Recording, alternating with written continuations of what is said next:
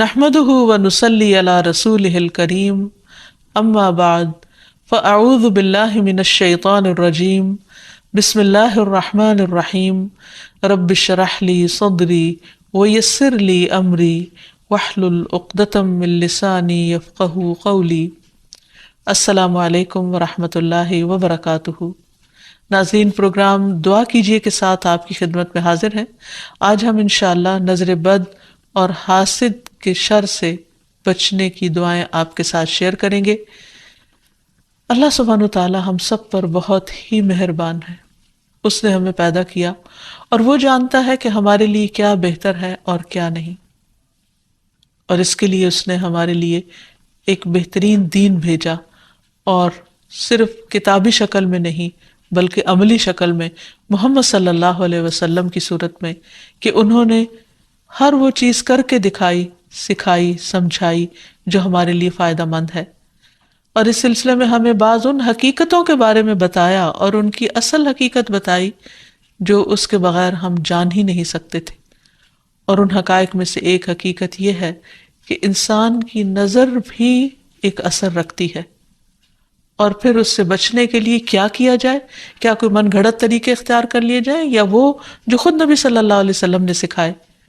کیونکہ اگر ہم وہ طریقے اختیار کریں گے جو رسول اللہ صلی اللہ علیہ وسلم نے خود اختیار کیے یا اختیار کرنے کا حکم دیا، تو اس میں ہمارے لیے بھلا ہی بھلا ہے، فائدہ ہی فائدہ ہے، کیونکہ وہ موسٹ اوتھینٹک چیزیں ہیں، موسٹ ایکوریٹ چیزیں ہیں، کیونکہ اس کا سورس وحی الہی ہے، اور باقی چیزیں انسانوں کا علم ہے۔ کہاں انسانوں کی عقل یا تجربات اور مشاہدات، اور کہاں اللہ رب العزت کی بھیجی ہوئی تعلیم۔ تو اس لیے اس سلسلے میں بھی ہم قرآن و سنت سے ہی رہنمائی حاصل کریں گے۔ اور پھر دعا کرتے وقت یاد رکھیے کہ سب سے پہلے اللہ سبحانہ وتعالیٰ کی حمد و ثنا، اللہ تعالیٰ کی حمد و ثنا میں نبی صلی اللہ علیہ وسلم کی وہ دعائے استفتاح جو صبح و تہجد کے وقت آپ پڑھا کرتے تھے بہت ہی خوبصورت ہے۔ اس میں بہت ہی عمدہ انداز سے آپ صلی اللہ علیہ وسلم اللہ تعالیٰ کی حمد بیان کرتے ہیں۔ الفاظ ہیں کچھ یوں: اللہم لک الحمد انت قیم السماوات والارض ومن فیہن، ولک الحمد لک ملک السماوات والارض ومن فیہن، ولک الحمد انت نور السماوات والارض، ولک الحمد انت الحق ووعدک الحق ولقاؤک حق وقولک حق والجنة حق والنار حق والنبیون حق ومحمد صلی اللہ علیہ وسلم حق والساعة حق۔ اے اللہ، ہر طرح کی تعریف تیرے ہی لیے ہے۔ تو آسمان اور زمین اور ان میں رہنے والی تمام مخلوق کو قائم رکھنے والا ہے۔ ہم تمام کی تمام بس تیرے ہی لیے مناسب ہے۔ آسمان اور زمین اور ان کی تمام مخلوقات پر بادشاہت صرف تیرے ہی لیے ہے، اور تعریف تیرے ہی لیے ہے۔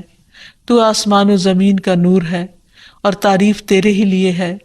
تو حق ہے، تیرا وعدہ حق ہے، تیری ملاقات حق ہے، تیرا فرمان حق ہے، جنت حق ہے، دوزخ حق ہے، انبیاء حق ہیں، محمد صلی اللہ علیہ وسلم حق ہیں، اور قیامت کا ہونا برحق ہے۔ اور پھر اللہ تعالیٰ کی حمد و ثنا کے بعد درود شریف کا پڑھنا دعاؤں کی قبولیت کا ذریعہ بنتا ہے۔ تو اس لیے جب بھی اللہ تعالیٰ کو پکاریں، اللہ تعالیٰ سے قبولیت کا یقین رکھتے ہوئے اس کو پکاریں، اور خصوصاً زندگی میں پیش آنے والی ان مشکلات کو جن کا سبب معلوم ہو، اور ان مشکلات میں بھی جن کا ہمیں سبب معلوم نہیں، ان سب کو دور کرنے کے لیے اللہ تعالیٰ کی مدد لیں۔ جہاں تک نظر بد کی حقیقت کا تعلق ہے تو اس کے بارے میں نبی صلی اللہ علیہ وسلم نے ہمیں بتایا ہے۔ آپ نے فرمایا العین حق، کہ نظر لگنا برحق ہے، یعنی انسانی نظر کے اندر ایسی ریز ہوتی ہیں، ایسی تاثیر ہوتی ہے جو دوسرے کے اوپر جا کر اثر انداز ہوتی ہے اور اس کو نقصان پہنچا سکتی ہے، لیکن یہ ہوتا ہے اللہ کے اذن سے، اللہ کے حکم سے۔ اللہ تعالیٰ جس چیز میں چاہے خیر رکھ دے، جس چیز میں چاہے تکلیف کا عنصر رکھ دے، اور اس کے ہر فیصلے میں خیر و بھلائی ہی ہے۔ جو کچھ ہوتا ہے وہ اسی کے حکم سے ہوتا ہے۔ مثلاً ہم دیکھتے ہیں کہ یعقوب علیہ السلام کے بیٹے جب مصر میں سب جا رہے تھے تو انہوں نے خاص طور پر ان کو تلقین کی تھی کہ تم ایک دروازے سے داخل نہیں ہونا، اور اس کی وجہ یہی تھی کہ ان کو ڈر تھا کہ کہیں یہ سارے نوجوان اکٹھے جب مل کر داخل ہوں گے تو دیکھنے والوں کی نظر کا شکار نہ ہو جائیں. تو انہوں نے کہا کہ میں تمہیں یہ ترکیب ہی بتا سکتا ہوں، لیکن میں تم سے اللہ کی طرف سے آنے والی کوئی چیز ہٹا نہیں سکتا. یعنی اگر پھر بھی اللہ کا حکم تم پر نافذ ہونا ہوا، کوئی نقصان پہنچنا ہوا، تو پھر میں کچھ نہیں کر سکتا. حالانکہ وہ اللہ کے پیغمبر تھے. حکم اللہ کے سوا کسی کا نہیں، اسی پر میں نے بھروسہ کیا اور اسی پر لازم ہے کہ سب بھروسہ کرنے والے بھروسہ کریں. پھر اسی طرح ایک اور روایت میں جو حضرت ابو ذر سے مروی ہے، ہمیں پتہ چلتا ہے رسول اللہ صلی اللہ علیہ وسلم نے فرمایا ہے کہ بے شک نظر بد آدمی کو اللہ کے حکم سے دیوانہ کر دیتی ہے. یعنی بہت سے ذہنی امراض یا نفسیاتی امراض یا ڈپریشن کی وجہ نظر بد بھی ہو سکتی ہے. نظر بد کے بعض اوقات فزیکل اثرات بھی ہوتے ہیں، یعنی جسمانی اثرات بھی ہوتے ہیں. مثلاً ایک روایت میں آتا ہے کہ ام سلمہ رضی اللہ تعالیٰ عنہا کہتی ہیں کہ نبی صلی اللہ علیہ وسلم نے ان کے گھر میں ایک لڑکی دیکھی جس کے چہرے پر نظر بد کی وجہ سے کالے دھبے پڑ گئے تھے، یعنی چہرے کا رنگ خراب ہو چکا تھا. تو نبی صلی اللہ علیہ وسلم نے فرمایا کہ اس پر دم کرو کیونکہ اس سے نظر بد لگ گئی ہے. تو اس سے بھی پتہ چلتا ہے کہ نظر بد جسمانی بیماریوں یا جسمانی حالت میں تغییر کا سبب بھی ہو سکتی ہے. پھر آپ نے یہ بھی فرمایا کہ نظر بد آدمی کو اللہ کے حکم سے دیوانہ کر دیتی ہے، حتیٰ کہ بعض اوقات انسان اونچی جگہ پر چڑھتا ہے اور پھر وہاں سے گر پڑتا ہے. یعنی بعض اوقات بچے آپ نے دیکھا ہوگا کہ کھیل رہے ہوتے ہیں، اچھے بھلے کھیل رہے ہوتے ہیں، ایک دم ماں باپ دیکھ کر خوش ہوتے ہیں، اچانک وہ ایسی چیز سے جا ٹکراتے ہیں کہ بعض اوقات بڑے بڑے حادثات ہو جاتے ہیں. تو ایسی صورت میں جب بھی انسان کسی چیز کو دیکھے جس پر دل خوش ہونے لگے تو فوراً ماشاء اللہ پڑھے، اللہ کا ذکر کرے، تو پھر نظر کے برے اثرات سے محفوظ رہا جا سکتا ہے. پھر اسی طرح بعض اوقات بچے بلا وجہ رونا شروع کر دیتے ہیں اور چپ ہی نہیں ہوتے، تو اس میں بھی نظر بد کا اثر ہوتا ہے. حضرت عائشہ کہتی ہیں کہ ایک مرتبہ نبی صلی اللہ علیہ وسلم تشریف لائے تو ایک بچے کے رونے کی آواز سنی. آپ نے فرمایا کہ یہ بچہ کیوں رو رہا ہے؟ تم اس کی نظر کیوں نہیں اتارتے؟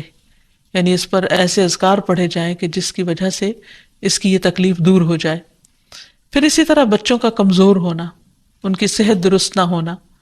آپ صلی اللہ علیہ وسلم نے حضرت اسماء بنت امیس سے کہا، کیا بات ہے کہ میں اپنے بھائی جعفر کے بیٹوں کے جسموں کو دبلا پتلا دیکھ رہا ہوں، یعنی ان کی صحت اچھی نہیں ہے، کیا انہیں فقر و فاقہ رہتا ہے، یعنی کھانے کو کچھ نہیں ملتا؟ انہوں نے عرض کیا، نہیں، بلکہ انہیں بہت جلد نظر لگ جاتی ہے. آپ نے فرمایا انہیں دم کرو. انہوں نے آپ کے سامنے چند کلمات پیش کیے تو آپ نے فرمایا انہیں دم کرو، یعنی ان کلمات کے ساتھ دم کرو. وہ کلمات انشاءاللہ آگے بتائے جائیں گے. پھر اسی طرح بعض اوقات نظر بد کی وجہ سے جان بھی خطرے میں پڑ جاتی ہے یا انسان شدید بیمار ہو جاتا ہے. اور آپ صلی اللہ علیہ وسلم نے خصوصی طور پر ایک موقع پر جب ایک صحابی نے دوسرے کو دیکھا تو ان کی طبیعت خراب ہو گئی، تو آپ صلی اللہ علیہ وسلم نے خود ان کے سینے پر 3 دفعہ ہاتھ مارا اور یہ دعا پڑھی، اللہم اذھب عنہ حرہا وبردہا ووصبہا، اے اللہ اس کی گرمی اور سردی اور بیماری اور لاغری دور کر دے. پھر کھڑے ہوئے اور فرمایا، جب کسی کو اپنے بھائی کا وجود یا کوئی مال پسند آئے، یعنی کوئی چیز اٹریکٹ کرے، تو اس کے لیے برکت کی دعا کرے، کیونکہ نظر لگ جانا برحق ہے. تو اس حدیث سے بھی پتہ چلتا ہے، اور یہ سلسلہ صحیحہ کی صحیح حدیث ہے، اور جن کو نظر لگی تھی وہ حضرت سہل تھے، اور یہ تفصیلی روایت ہمیں حدیث کی کتاب سے مل جاتی ہے. پھر اسی طرح نظر کی وجہ سے بعض اوقات موت تک واقع ہو جاتی ہے. آپ صلی اللہ علیہ وسلم نے فرمایا کہ اللہ کی قضاء و قدر کے بعد نظر بد ہی میری امت کے اکثر لوگوں کی موت کا سبب بن جاتی ہے. اچانک پھر کوئی ایسی بیماری آ جاتی کہ انسان کی زندگی کے خاتمے کا ذریعہ بن جاتی. ایک اور حدیث میں آتا ہے کہ نظر بد آدمی کو قبر میں اور اونٹ کو ہانڈی میں پہنچا دیتی، یعنی اونٹ تڑپنے لگتا ہے تو اس کو نحر کر دیا جاتا ہے اور پھر اس کا گوشت پکا کے کھا لیا جاتا ہے. اسی طرح آپ صلی اللہ علیہ وسلم نے یہ بھی فرمایا، نظر کا لگ جانا برحق ہے اور یہ اوپر چڑھنے والے کو پھسلا دیتی ہے. یعنی بعض اوقات انسان کا کام ہو رہا ہوتا ہے اور اس میں خلل پیدا ہو جاتا ہے. تو اس لیے ہمیں نظر بد سے بچنے کے طریقے معلوم ہونے چاہیے اور صحیح طریقے معلوم ہونے چاہیے۔ سب سے پہلی چیز یہ کہ انسان اللہ کی پناہ مانگے، اللہ تعالیٰ سے حفاظت طلب کرے۔ رسول اللہ صلی اللہ علیہ وسلم نے فرمایا، اللہ تعالیٰ سے نظر لگنے سے پناہ مانگو، کیونکہ نظر کا لگ جانا برحق ہے، یعنی اللہ کے سوا کون ہو سکتا ہے جو انسان کو اپنی حفاظت دے۔ پھر اسی طرح جس کی نعمت دیکھی جائے اسے ہمیشہ برکت کی دعا دی جائے، مبارک دی جائے، تاکہ وہ شر سے محفوظ رہے۔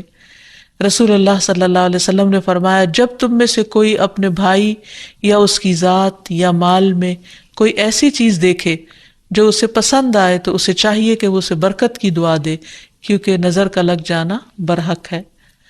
پھر اسی طرح یہ ہے کہ انسان دم کرے۔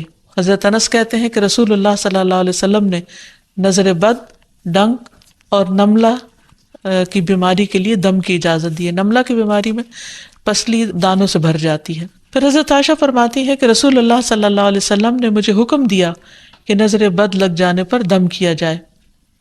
پھر اسی طرح بخار، پہلو کے پھوڑے اور نظر بد میں دم کی اجازت دی گئی ہے۔ خصوصی طور پر چھوٹے بچوں کو دم کرتے رہنا چاہیے، اور جتنی بھی مائیں ہیں وہ ان کی تعلیم و تربیت کے حصے میں یہ بات شامل ہونی چاہیے کہ وہ چھوٹے بچوں کو صبح و شام کی دعائیں پڑھ کر یا اللہ تعالیٰ کا ذکر کر کے دم کرتی رہیں، خصوصاً نظر بد کی دعا۔ حضرت اسماء کہتی ہے کہ ایک مرتبہ انہوں نے عرض کیا، یا رسول اللہ صلی اللہ علیہ وسلم، جعفر کے بچوں کو نظر لگ جاتی ہے، کیا میں ان پہ دم کر سکتی ہوں؟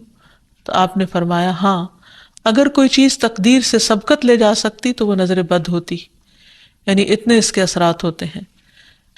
پھر اسی طرح نظر بد کے علاج میں یہ بات بھی بہت مفید ہے جو نبی صلی اللہ علیہ وسلم کی سنت سے ثابت ہے کہ نظر لگانے والے کے وضو کے بچے ہوئے پانی سے اس کو غسل کرایا جائے، یعنی جس کو نظر لگی ہو۔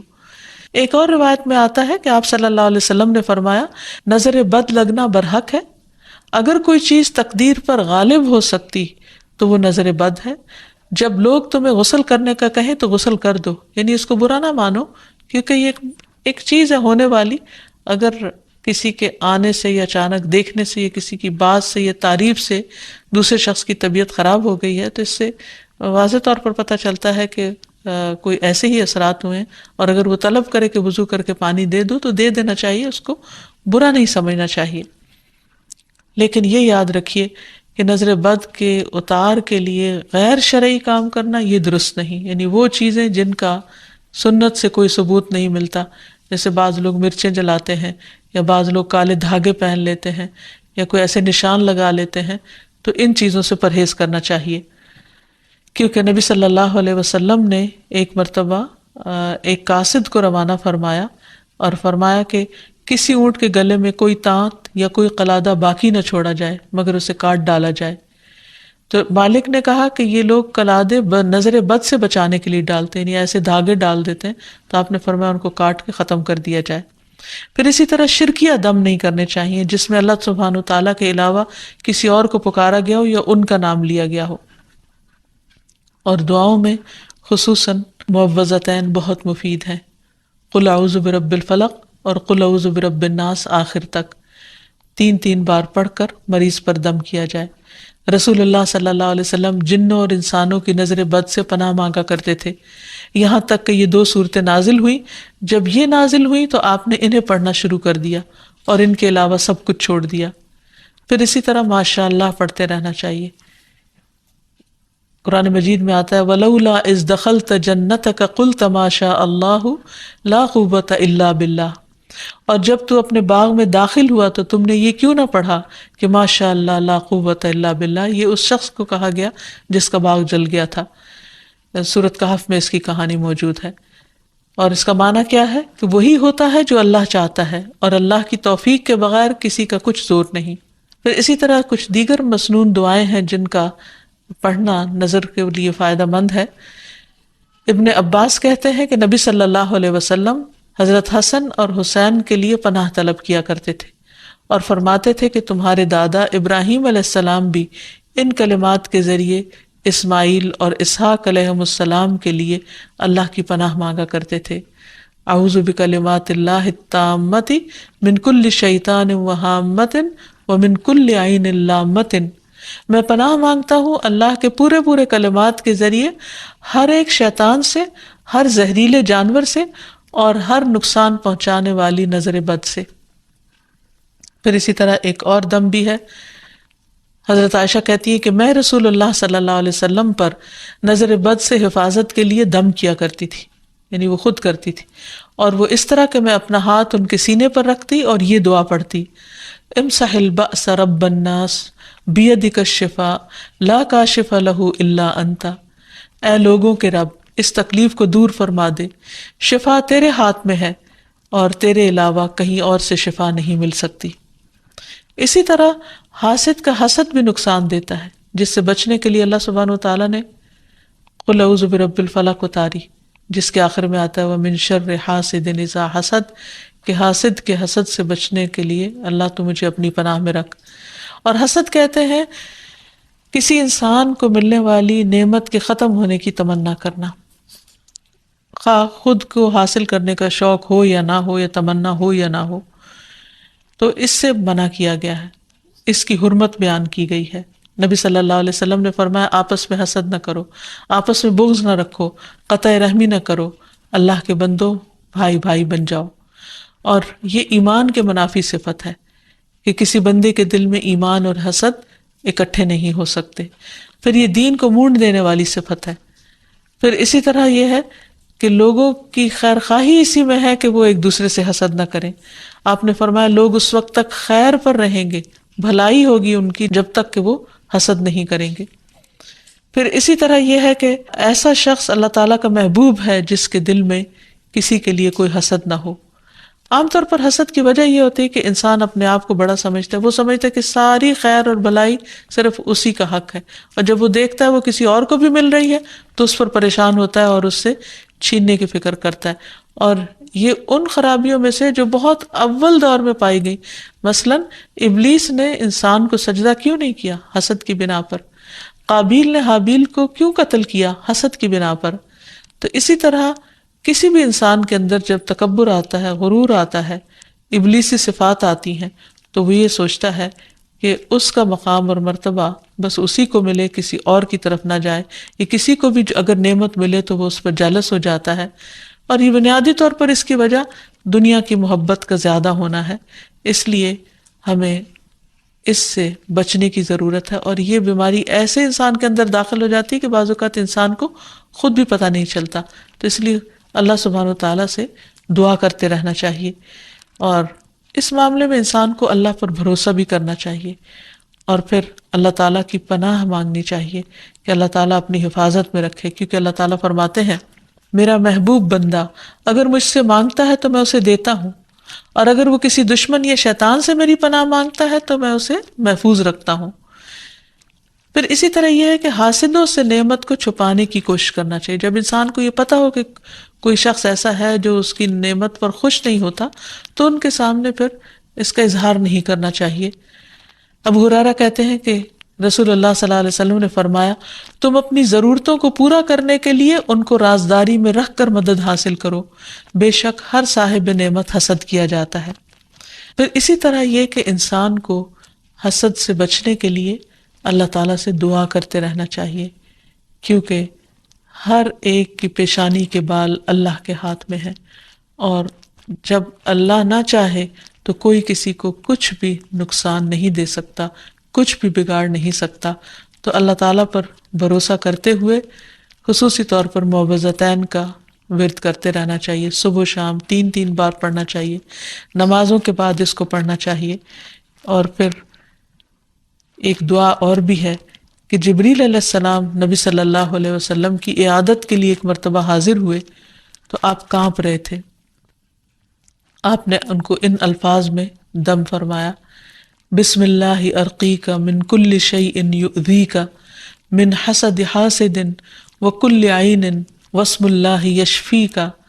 اللہ کے نام سے میں تم پر ہر اس چیز کے شر سے بچاؤ کا دم کرتا ہوں جو تمہیں اذیت پہنچائے، ہر حاسد کے حسد سے اور ہر نظر بد سے۔ اللہ کے نام سے اللہ تمہیں شفا عطا فرمائے۔ تو اس سے یہ پتہ چلتا ہے کہ جبریل علیہ السلام نبی صلی اللہ علیہ وسلم پر دم کرتے تھے، تو ہمیں بھی مریض پر، بے چین شخص پر، اضطراب کے شکار شخص پر دم کرنا چاہیے، اور انہی الفاظ کے ساتھ، کیونکہ سب سے بہترین الفاظ وہ ہیں جو اللہ کا کلام ہے اور پھر محمد صلی اللہ علیہ وسلم کے الفاظ ہیں۔